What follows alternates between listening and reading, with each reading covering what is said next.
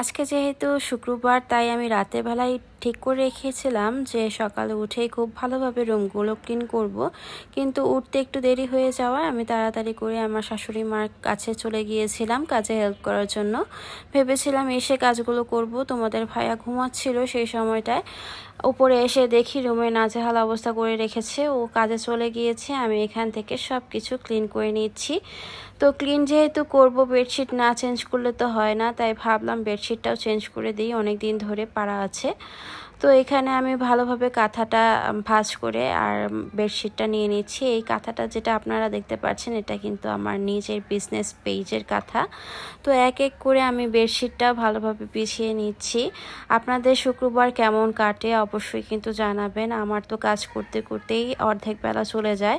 আর শুক্রবার যেহেতু তাড়াতাড়ি আজান দেয়, সেহেতু আমি সময়ও কুলাতে পারি না, যার কারণে একটু তাড়াতাড়ি উঠতে হয়। তবে আজকে উঠতে উঠতে একটু দেরি হয়ে গিয়েছে, যার কারণে কাজগুলো একটু লেট হয়ে গিয়েছে। তোমাদের ভাইয়া আবার নামাজ পড়ার জন্য চলে আসবে বাসায়, তার আগে আগেই আমার সব কিছু ক্লিন করে রেখে দিতে হবে। ও আসলে আর পরবর্তীতে কাজ করা হয় না।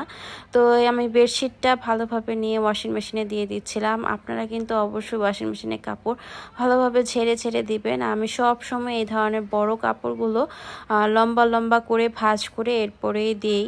আর আমি সব সময় আগে থেকেই দিয়ে দিই, যেন পরবর্তীতে শুধু পাউডার দিলেই স্টার্ট করে দেওয়া যায়। আর ঝাড়ু টাড়ু দিয়ে মুছেও নিচ্ছিলাম। রাতের অনেকগুলো বাসন ছিল, সেগুলো আমি ভালোভাবে মেজে নিচ্ছিলাম।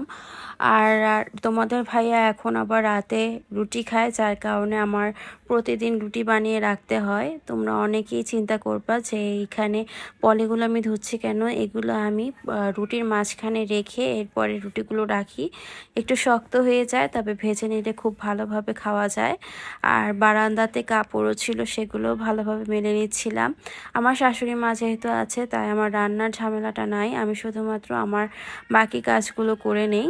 আর এখানে আমি রুমটা ভালোভাবে মুছেও নিচ্ছিলাম। সবগুলো কাজ একসাথে করে নিচ্ছি, যেন পরবর্তীতে আর তেমন কোনো কাজ করতে না হয়। তোমরা অনেকেই জানো যে আমার একটা বিজনেস পেজ আছে, সেখানে আমি এই কাঁথাগুলো ডেলিভারি দিয়ে থাকি, আর্ট করা এবং সেলাই করা। সেগুলোও আমার প্যাকেট করে নিতে হবে এখন। তোমাদের ভাইয়া বিকালবেলা যখন কাজে যাবে, তখন আবার এগুলো নিয়ে যাবে সাথে করে। তো ভালোভাবে প্যাক করে নিচ্ছিলাম, মেমোগুলো লিখে নিচ্ছিলাম। মেমোতে সবার ডিটেলসটা আমি ভালোভাবে লিখে দিই, যেন ডেলিভারি করার ক্ষেত্রে খুব ভালো হয়। তো এক এক করে সবগুলো কাজই আমি করে নিচ্ছিলাম। আমার যেহেতু হাতে মেক করা কাঁথা, যার কারণে খুব বেশি পার্সেল আমার থাকে না, দুটো তিনটো থাকে এবং আমি জমাই না। তোমাদের ভাইয়া রেগুলারলি পার্সেল নিয়ে যায় প্রতিদিন, যার কারণে কোনো পার্সেলই আমার জমে থাকে না। তো এই করতে করতে কিন্তু আমার টাইমও শেষ হয়ে যাচ্ছে। এখন দুপুর হয়ে গিয়েছে, গোসল টোসল করে আবার খাওয়া দাওয়া করে নিব। সবাই ভালো থেকো। আজকে তাহলে এখানেই বিদায় নিচ্ছি। আল্লাহ হাফেজ।